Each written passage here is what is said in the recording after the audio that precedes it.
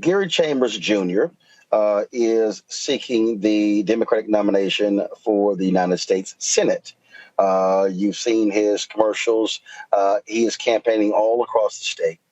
And one of the things that happened this weekend was the state Louisiana Democratic Party meeting where they were going to decide who was going to get the state party's endorsement.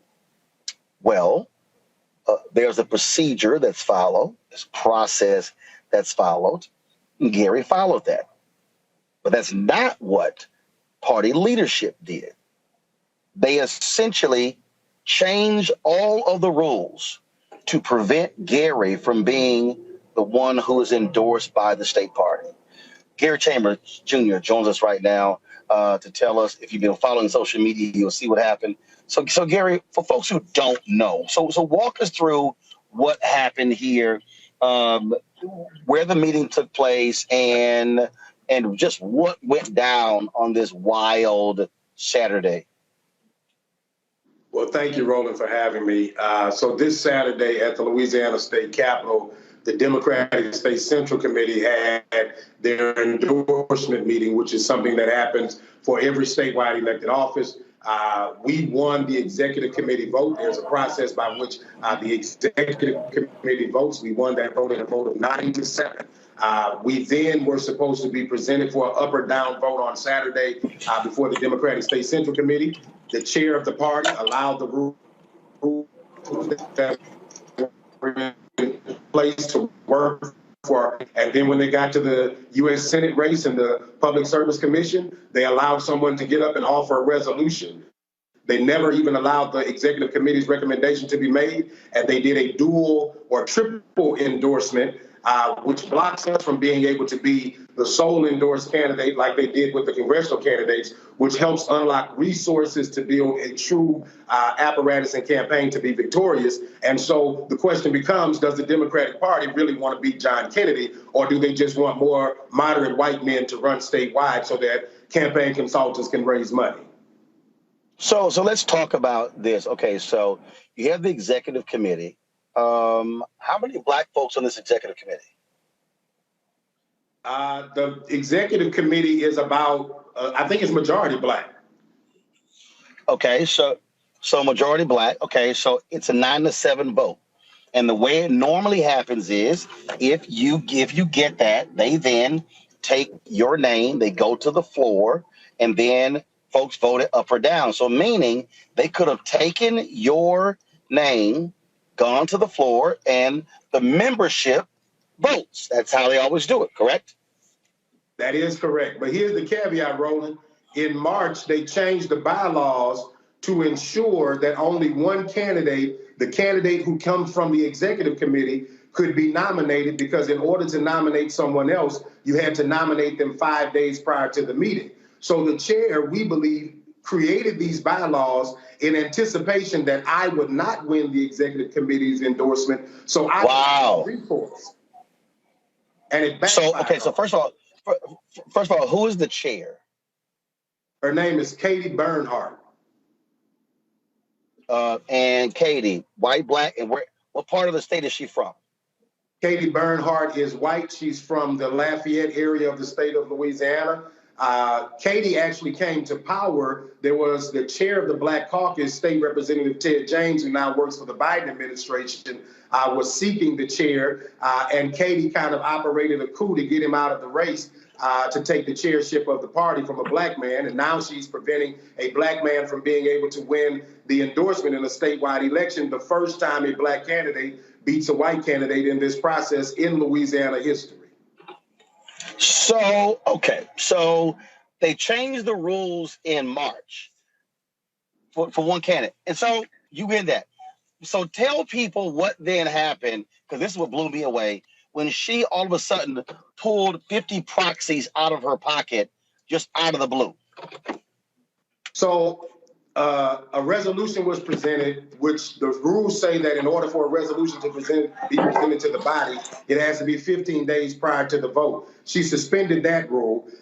It said that you have to have the resolutions committee meet. The resolutions committee met. We won the vote 5-2, where the resolutions committee rejected the resolution. She still brought it to a vote, and then she pulled 50 proxy votes of people who were absent from the meeting that she could assign to people in the meeting who supported her view about a triple endorsement. Those people then cast those proxy votes, and there weren't even, Roland, there weren't 100 people in the room, but the vote passed the resolution 80-40. Okay, so this happened because she decides to drop these proxies, and that's what changed everything. The proxy votes changed the vote. We know that if it was a vote of the DSCC members that were in the room, that we would have won the vote. But because the chair was able to use proxy votes, she was able to assign those votes. Each DSCC member can carry 3 proxy votes, which means 3 people who didn't attend the meeting can be assigned by the chair to someone who will vote the way that the chair believes that the issue should be resolved. I'm sure that the members of the Democratic State Central Committee had no clue that the chair was using their vote to suspend the rules in order to pass an agenda to endorse someone else. Okay, so explain this to me then. Okay, so when she did this, when she does this, how then do folks respond? Because surely if you're sitting there and you're seeing this thing play out, you're like, what the hell just happened? People were angry. People came to the microphone. People were speaking out against it. She did not let all of the members of the committee speak, which is par for the course because she also didn't let the candidates speak. There were a line of people standing there to speak against what was taking place. Attorneys were challenging her on the rules, on the fact that she had just endorsed 4 candidates by these rules and then said that she didn't agree with the way the rules were done. It was just walking hypocrisy. I felt like I was in the Republican National Convention rather than sitting in the room with Democrats who are supposed to defend the right of people to have their voice and their vote heard, but you got a chair who manipulated the entire system in her favor. So what has the Louisiana Black Caucus said? So the Black Caucus at this point has not reached out to us.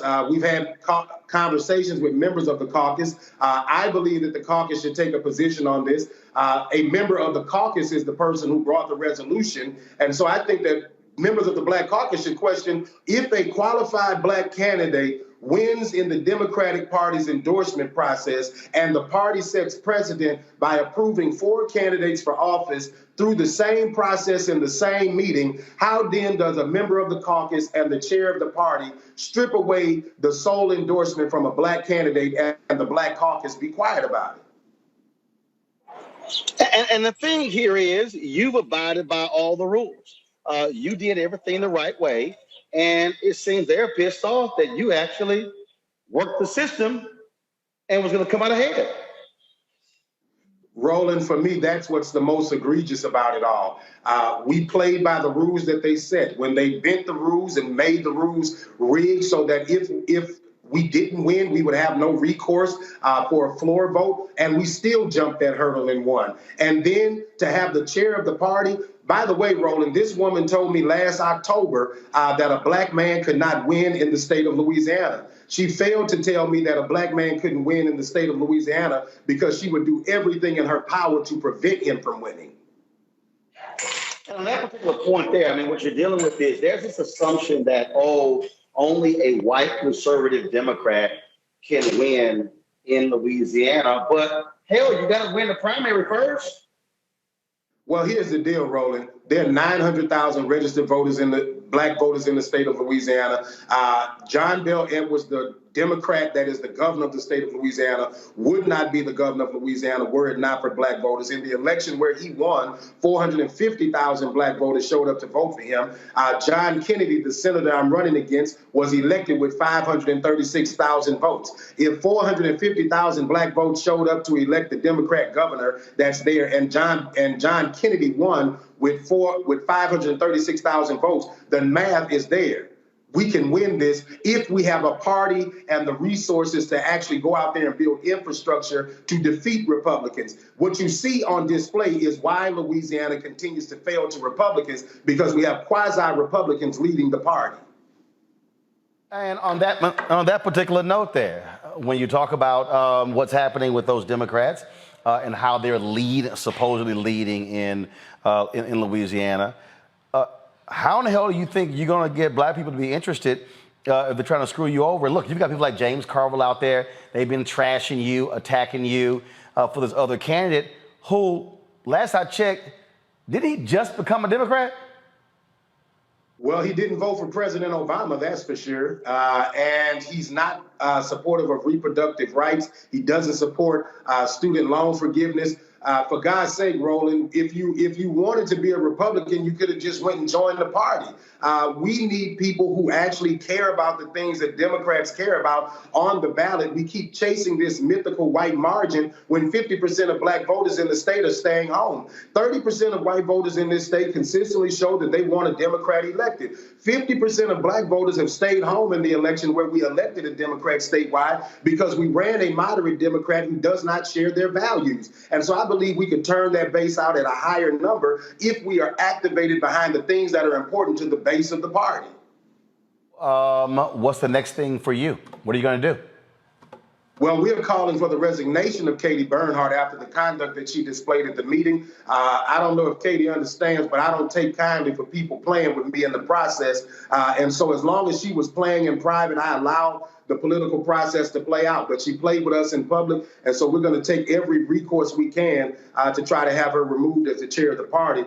People are already calling for her resignation. We want people to continue to call for her resignation. And we want the leadership of this state to recognize that while you may feel like Katie did this because this is Gary Chambers and he's radical, but Katie would have done this no matter who the black candidate was if she felt like they weren't the one who should be in front of the white candidate of her choosing. Let's see here. Panelists, any questions? I'll start with you, Teresa. Yeah, thank you so much for that information. I think it has definitely opened up our eyes. It looks like Joe Manchin is everywhere at this point. So tell people how they can support you and when the deadline is for election. So people can go to, thank you so much for that. People can go to chambersforlouisiana.com to make contributions. You can also sign up to volunteer. We have in Louisiana what's called a jungle primary. And so all the candidates on the ballot are on the ballot November the 8th. If we keep John Kennedy under 50%, under 51%, we force a December runoff, and this will be the last seat in the U.S. Senate. And so we believe that we have the groundwork and the infrastructure to do it. We just need the resources. Mustafa. Yeah. Well, Gary, I've been following your campaign, and you've definitely been speaking to the people, and I think you're running an excellent campaign. So I just want to say thank you for keeping it real. How do we also make sure that Katie doesn't do these types of actions moving forward? Is there a way that we can engage to make sure there's some do right on that side of the equation? So we're going to roll out methods to communicate back to the party. We're in the process of sending a formal complaint right now. And as we go through that process, you know, I never expected to be in this position. But as we go through this process, we're going to share that more so people can help be the ground game, the legs and the feet to help us move this forward. DeMario.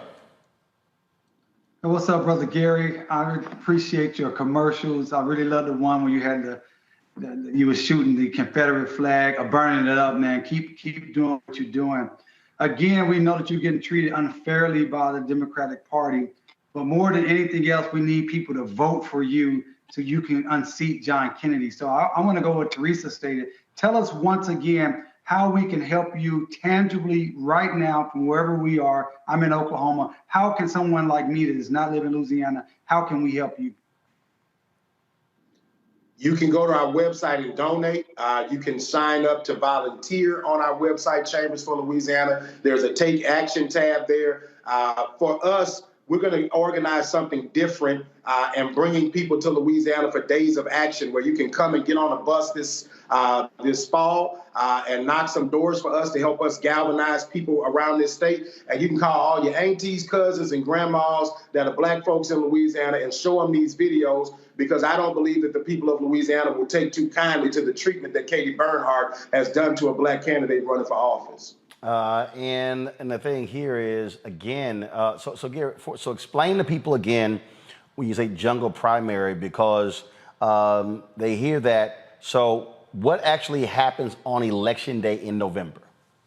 So on Election Day in November, all of the candidates, Democrat, Republicans, Independents, whatever, are on the same ballot. You vote. John Kennedy, if no candidate gets to 51%, the top 2 vote getters go to a December runoff. So we don't have closed primaries in Louisiana. And so everybody runs on the same ballot. And then if no one gets to 51%, there's a runoff in December of the top 2 vote getters. We intend to be in that runoff. John Kennedy's polling right now at 51%. He's not a very popular senator. If we continue to galvanize and get national attention around this race and get people to pay attention, if the DNC takes the second blackest state in America seriously, we can defeat John Kennedy. And that particular point right there is one that I have talked about beforehand, and that is, look, you have a significant number of black folks in Louisiana.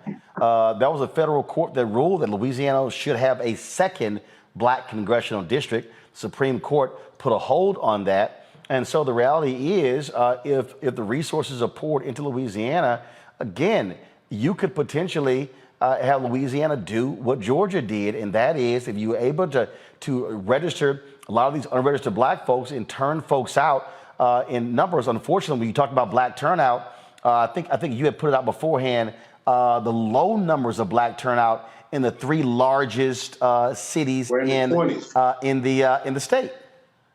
When John Kennedy ran, black voters turned out around 28% in the state of Louisiana. When the Democrat that is elected statewide ran, 50% of black voters turned out in the state. If we turn out black voters at 65%, we will do something in Louisiana that's not done in any other state and elect black candidates up and down the ballot statewide. And that goes right to one of the things that I have said to people numerous times is we've got to get black turnout. I think when you put it out there, I think you said it was like New Orleans, Monroe, Baton Rouge, and the highest was like 36%. You know, if 32. So we get black turnout at 50, 60, 65, 70, 75, those margins can determine the election.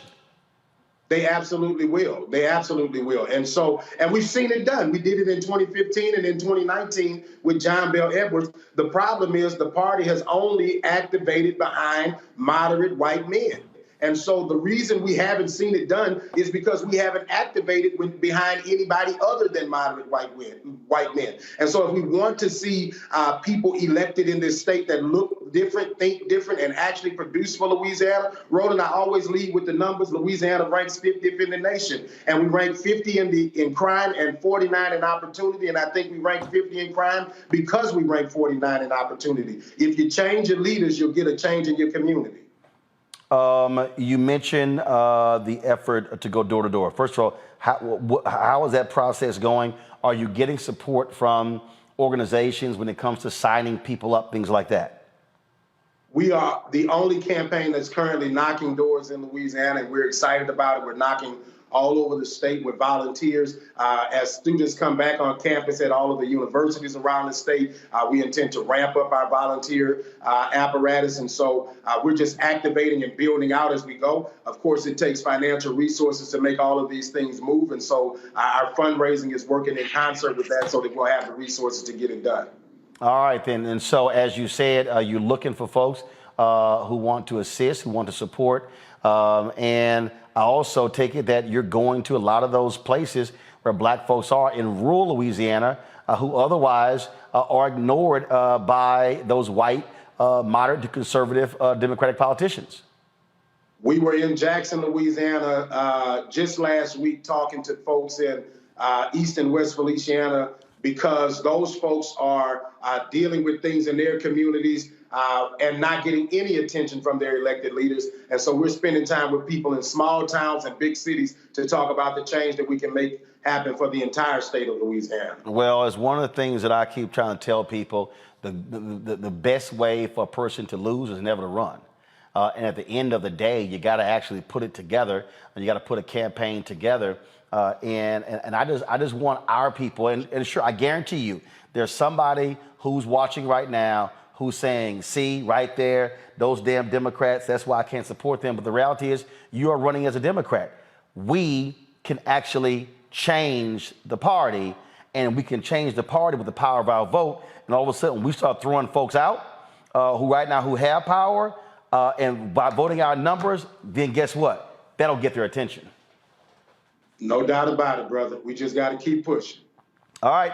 Gary Chambers, Jr., we certainly appreciate it, man. Thanks a bunch. Let us know what happens next with the state chair of the Louisiana Democratic Party. And we'll also be calling her to see if she wants to come on to talk about how she changed the rules to screw you over and keep you from getting that endorsement. Thank you, brother. I appreciate you. All right, folks, back to that Roland Mark Unfiltered video in just one moment. When we invest in ourselves, we're investing in what's next for all of us. Growing, creating, making moves that move us all forward.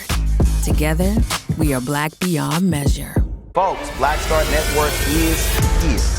Oh, no punches! I'm real revolutionary right now. Support this man, Black Media. He makes sure that our stories are told.